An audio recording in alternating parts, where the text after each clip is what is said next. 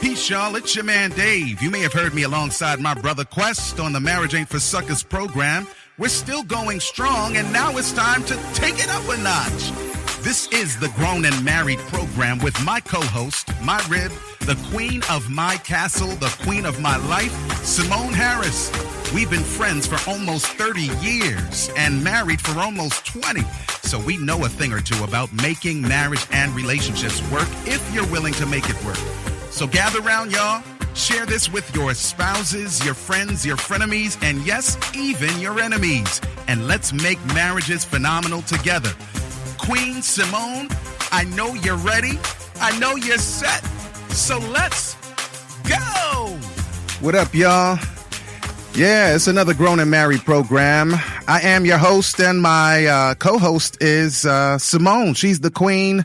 I'm L. David Harris. It's another opportunity for us to make phenomenal marriages together because, yeah, good marriages don't just work on their own. You can't wind them up and let them go.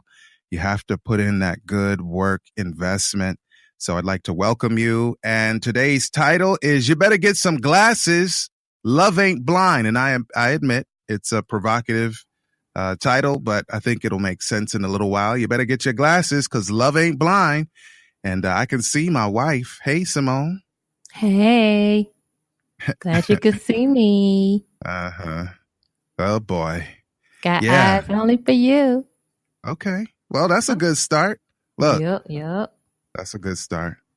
So, so again, I'd like to welcome everybody. And if you would, please go ahead and go to, I almost said Your Daily Portion, because that's another program that we do. But I want to say grownandmarried.com, grownandmarried.com, and put your questions in. We want to answer as many questions as possible for good and healthy relationships, especially marriages. So grownandmarried.com, and make sure you share with your friends and also give us an honest review of the program. Let us know how we're doing so far. And we will continue to improve week after week, month after month, year after year until Jesus comes. So thank you. Thank you for joining us. Welcome. All right, Simone. So, some people say love is blind, and I know that it was a provocative title, and you and I already had a little bit of conversation about it. And, yes. Of course, some people don't have a problem with the concept of love being blind. So let's talk about it on from every angle and see what we come up with. All right. Sounds good. Yeah. So love, is it blind? Well, I had some time to think about our conversation earlier, but I think that love can be blind if we're talking about it from a different perspective. Okay. Right? Carry on. Right. And in having that kind of blindness, it allows people to make decisions that they never saw themselves making.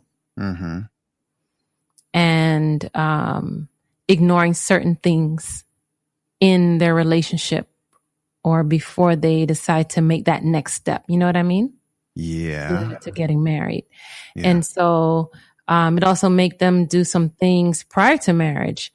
And they're just like, wait a minute, but that's not what I really want. But, so it makes them settle for things that they know, okay, this is not really what I want, but I really love this person. Okay. And then now we can go into the part where it's like, but is it really love? Okay. All right. So so as you know, I was thinking of it from the context of ignoring red flags. So those of you listening, don't hold it against me because I chose a provocative title and then argue with me through the whole time here and miss what we're actually saying. We're saying don't ignore red flags. That's basically what we're getting at. Right. So don't get caught up in whether it's blind or it's seeing. But I know that because love is God and God is love, that God does not ignore the reality of any situation. So He loves us with an everlasting love, but he doesn't act like we don't need like a tune-up. You see what I mean? And if there are, major things that he needs to transform in our characters, he doesn't close his eyes or turn a blind eye. You see where all the imagery is coming from, or bury his head in the sand like an ostrich. But he sees what it is. He still loves us, but he doesn't turn a blind eye and make it seem like we don't need to make some adjustments. So I do know you. I'm not going to try to speak for you, but I just like for you to share some kinds of red flags that people should not ignore before marriage, because, there are people who are not yet married that listen to the program. So some red flags that you think people should not ignore. Okay. So one of the major ones for me is lying. Lying? Yup. Oh, boy. Okay. Lying. Yeah. So as soon as you realize that the first time they tell a lie, you better check yourself and see if you really want to continue in that relationship. Okay. Well, why so? Pardon me? Why so? Like, why? Because they're going to keep lying to you. Oh, sorry. Okay. I'm sorry. Because, this can lead to more lying as the relationship goes on. And that trust, you'll start wondering if I can really trust this individual. Okay. And yeah, you don't want that. I don't want to be with somebody who's going to lie to me. Yeah. And I'm sure I'm sure you've heard stories of persons lying in relationships before marriage, and people had to kind of decide, all right, I'm not sure how far this is going to go. If this is your pattern, so yeah. Any examples? Yes. It's so funny because I'm thinking of my own, and I'm trying not to. Okay, you said it. I tried to help you out, but you're the one that want to say it's your own. So I'm not doing that. No, I'm gonna be like, tell your story. Oh my goodness. I'm not saying no more. That's right. I'm gonna tell my. So you tell your story. I'm not gonna tell my story because. See, I try to help you, but carry on. I know. Well, okay, and it doesn't have to be. This is not my story now, but examples. Examples. You have you have a relationship where, the person keeps telling you, well, I need to go to mom's. My mom is calling me for X, Y, and Z. To mom's though, your mother. Exactly. Oh, gosh. And every time, you're just like, well, I thought we were going to go out, and y'all ain't never been nowhere because mommy always calling. Oh. You better check it. Oh boy. Excuse me. Then that's the time for you to check in and say, okay, maybe I should actually see if mom's is really needing his services at the time that we are supposed to go somewhere. So like mom always has a flat tire when we supposed to go out? Yeah, or she needs something fixed, or she needs you to pick up something. It's like every time that you all are supposed to go somewhere, right? Yeah, definitely. All right, let's get off of that. Okay, carry on. Excuse me. Yeah. All right. Then the next thing is he never takes you out. Oh. He never takes you out. And that's on the heel of the lying part. So it's always like taking you in? Yeah, is that what yes. It is? Oh. Yes. Can we just stay in this time? And it's like, yeah, but I want to go to a restaurant, or can we just go for a walk in the park, or can we drive down to the corner store if that's the area you live in? And it's like, well, I could go get it. You stay here and I'll bring it. Oh. Or there's always an excuse. Trying to keep you under lock and key. Oh boy. Not good. Don't let me say what I really want to say, but yes, keep you under lock and key. Oh, okay. Okay, that sounded loaded. I'm not gonna encourage you to say it because I'm not sure what it is, and so I don't want to take the risk. No, I'll let you. I'll trust you on that one. Yeah. Okay. Let's drag it Yes. in. Let's give that a rest for a second. Let's drag it into actual marriage relationship. Okay. Some red Yes. flags, like a lack of communication. Let's keep it real simple.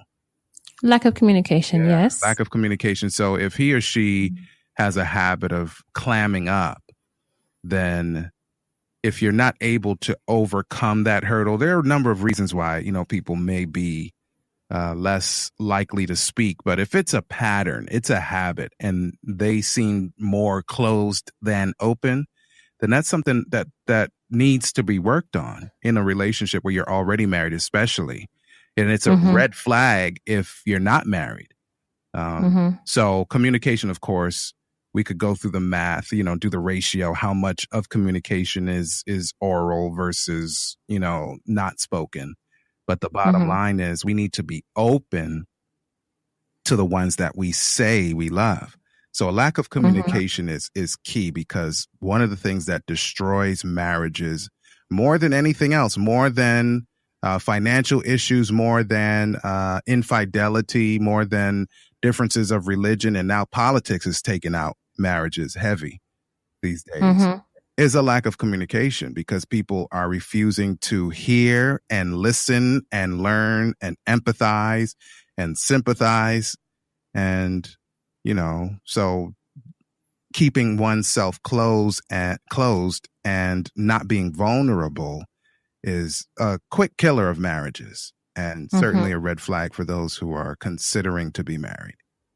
So, yes. And yeah, and then the other spouse might start thinking of all kinds of stuff, Yeah.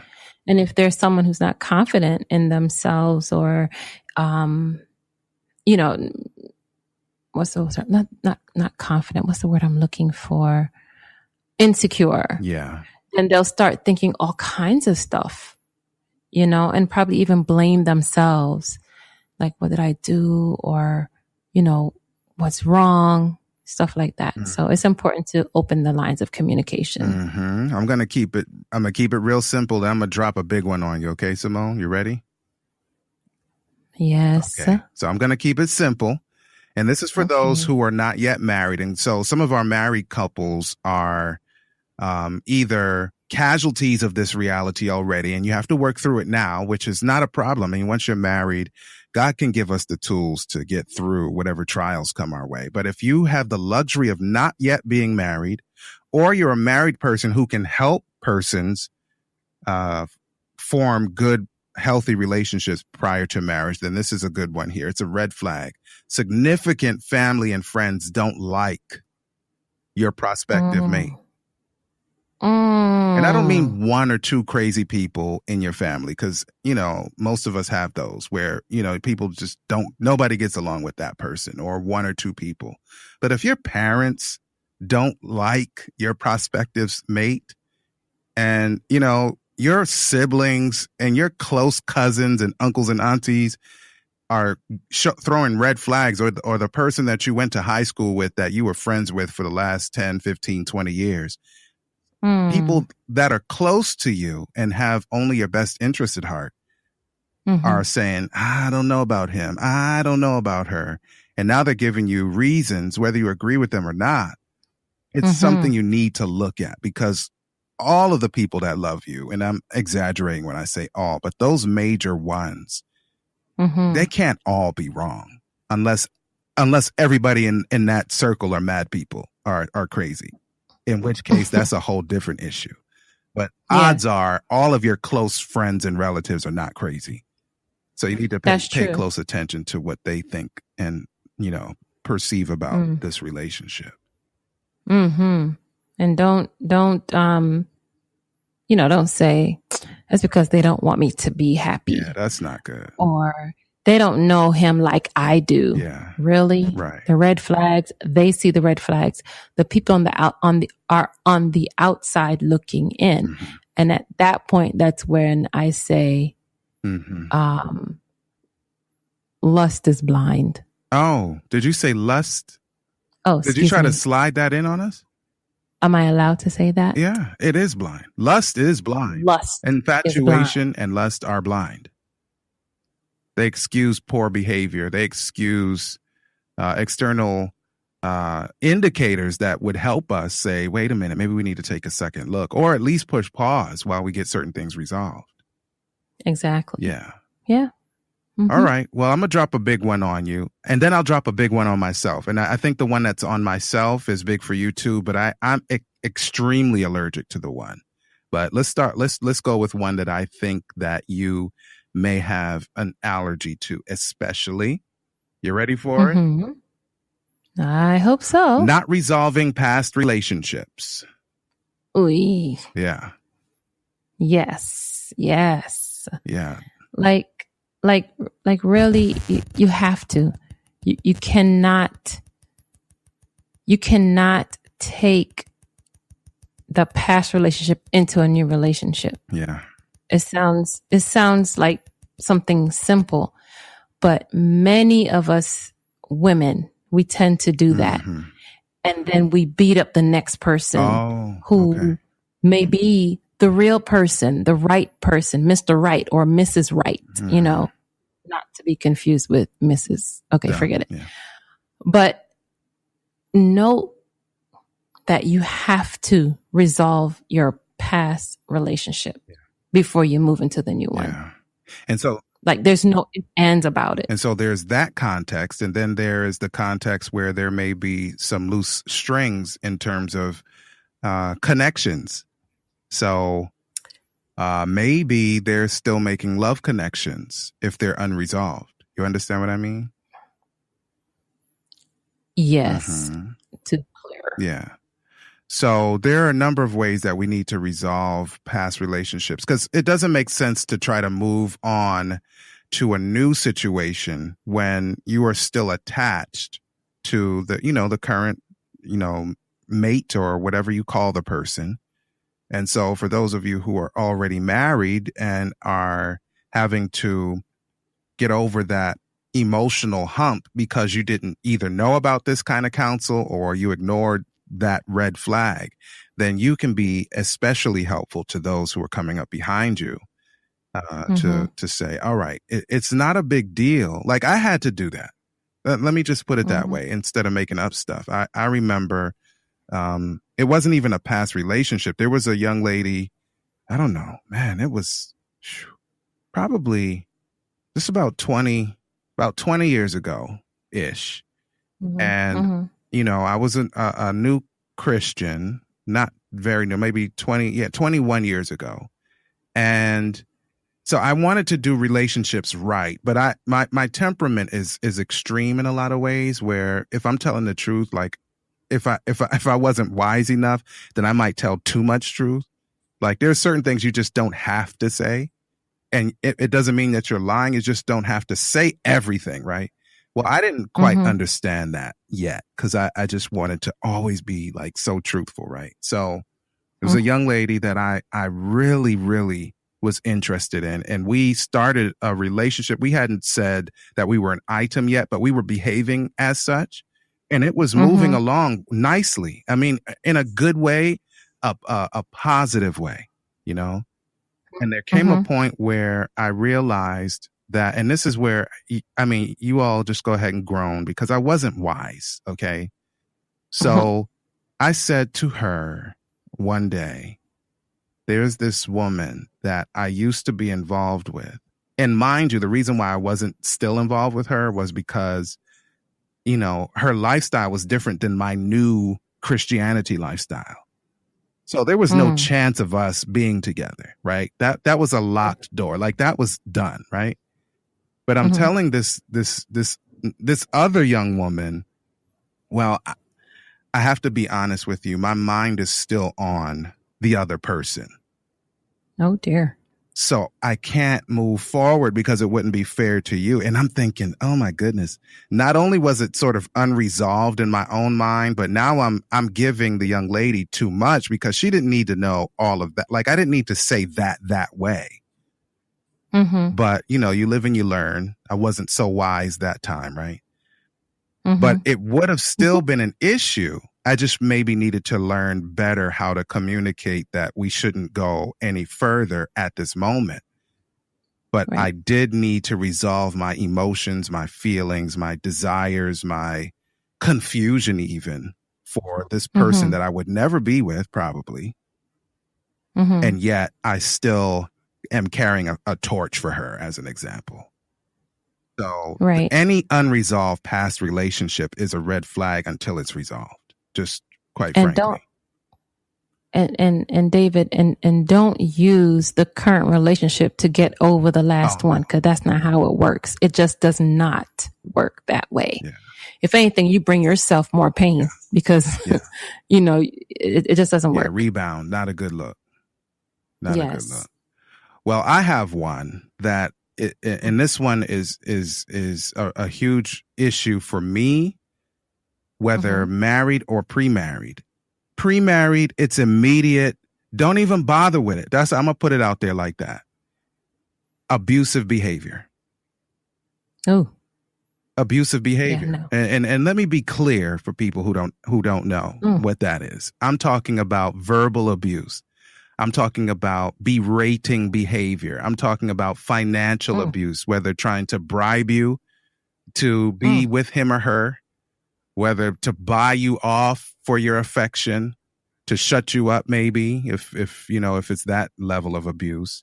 Physical abuse where they're pushing you, pulling on you, grabbing you, hitting you, God forbid, open hand, closed hand. If they just pushed you one time because you were having a heated discussion and maybe you feel like you incited something, but that person put their hands on you, that's abusive behavior. Emotional abuse, mistreating your animals if you're a pet owner in order to manipulate you, your children, if even if you're not married to the person yet and you may have had children before, that happens sometimes. Any kind of behavior that is how do I want to say it? Dominating, an attempt to dominate, sexual abuse. And we probably don't even need to go into what that is. You should probably know what that is, especially with the news, worldwide news. Sexual abuse and things related are huge in the news these days. So abusive behavior for marrieds and unmarrieds are red flags. But for those who are not married, it's an immediate, in my view, and it's just one man's opinion, it's an immediate reason to break up immediately. Yes. David, for me, it happened I had an experience where, there was a guy and I was just like, you know what, this is not going to work out for us. Oh, yeah. And he told me a few choice words and he was standing at my door and he literally grabbed my arm to try and get me to let him in. And so he can explain, that we need to be together. But what he didn't realize was that I had a aluminum baseball bat behind my front door. And I grabbed it and I held it up so he could see it. And I said, don't you dare touch me like that again. And that was the last time I saw of him. So that was the last time I saw him. So that was the guy that was insignificant enough for me not to know him. Like, I don't even know who this dude is. Oh yeah, no, because he didn't last. He wanted us to be an exclusive item. And I was just like, no. It's not going to work out. It's not going to work. Yeah. And the reason I said it like that, y'all, is because, as you heard in the intro, Simone and I have been good friends for a very long time. So for her significant relationship since she's been an adult, from college forward, I've known the men and young men. So, maybe one or two slipped by, but those guys were not significant. So I've heard about this story, but I've never seen him or anything like that. And I'm glad. Yeah. I'm kind of glad it didn't work out, though. So I figure I'll just mention that right now. Yes. I'm glad too. It didn't work out because it worked out. It worked out for me, but it sure did. But I don't want to make light of the abusive behavior segment here because I have had unfortunate experience with trying to help persons who were married and unmarried deal with this. And I know that you interjected right after I said for the unmarried. I am not going to try to give you counsel through a radio program, How to Deal with It When You're Married, I will simply say this. You must be safe. You must Yes. be safe. Yes. You must be safe. Okay. And you can look up my name, ldavidharris.com. Look it up. There's a book titled Abuse, Enough, Taking Your Life Back After Years of Abuse. And you can find resources about how to deal with it, how to escape it. And I'll just keep it as simple as that, because this program is not centered solely around that. But it's a flag that's red enough that some specific particular attention needs to be given so that you can be safe for the rest of your life and not have to put up with abusive spouses, men or women. Yeah. Say that Men again. or women, because That's there right. are men who are being abused as well. And, you know, people kind of snicker depending on your culture Yeah. and make it seem like that's impossible. But to be a victim doesn't mean always that the person is dominating you, even if whether the person is or isn't is not really relevant. But for someone to be abusing you in any way, even if you feel like, oh, I'm strong enough to handle it, that is not a safe or healthy environment. Bottom line. So it's not a matter of pride where you feel like, oh, I can't admit that my girlfriend or my wife is abusing me or hitting me or saying bad words to me all the time or berating me or calling me who knows what. Or if they're left alone with our child, they're saying things about me to the child that are berating and, you know, threatening. That's okay. It is not okay, ever. Right. So again, there's so much to say about that, but we can't address that adequately in a program like this. Yeah. Right. So we have that. And then you have the trust factor. Yeah. Trust is major in any healthy relationship. Big time. Yeah. Before and after. Before the marriage, after the marriage, or the wedding ceremony, and during. Once that is broken at any point, or once there's a breach in the trust, it's going to be a lot of work to get that back. You know? I want to say that for everything that we have mentioned today, with the exception of the abuse, I'll need to treat that by itself just in a moment.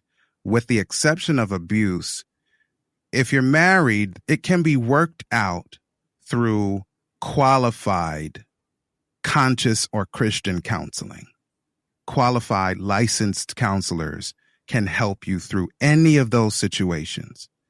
Now, in terms of the abusive relationship, one of the biggest mistakes that a person can make, the abused person can make, is to seek marital counseling, if this is a marriage, for the abuse.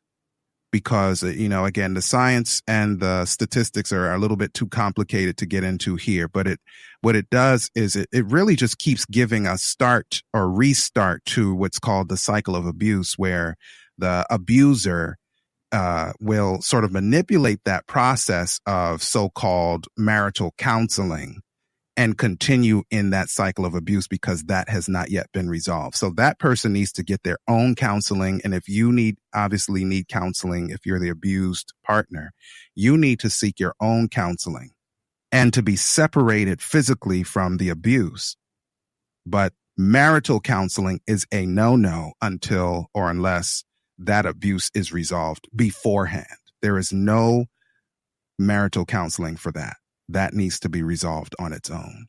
And if you have the opportunity to look it up, you'll understand a little better why. So that's separate. But everything else that we talked about, if you're already married, can be resolved with prayer and qualified counseling. And if the two of you are willing to work together and pray together and set realistic boundaries and goals together, then over time, you can work through any of these issues. If you're not married, you just have to decide if some of this stuff doesn't get resolved, are you willing to just go through life like that? And I would just encourage you to say no, get that stuff resolved before you choose to get married. That's just one man's opinion, and take it for all that's worth. Yeah. Any last words here, Mrs.? No. I guess with the last topic that we talked about, just stay safe. Yeah. Yes. Stay safe. Stay safe. I agree. And don't ignore the red flags. Yeah. Yes. Well, thank you for joining us, everybody. We said it's as grown and married. This is not for children. It's grown folks' business. And sometimes grown folks have to talk about difficult things. So thank you for joining us, and we'll holler at you next time. Peace. Peace. There you have it, y'all. I hope you've enjoyed your time with us. Marriage is about mutual love and mutual respect, and it works for those willing to make it work. Real talk, our spouses are treasured jewels given to us to make life better. And the sooner we learn to value one another will be the sooner we become the most phenomenal versions of ourselves we can be. Until next time, peace from Dave and the queen of my castle, Simone. We got love for you, baby.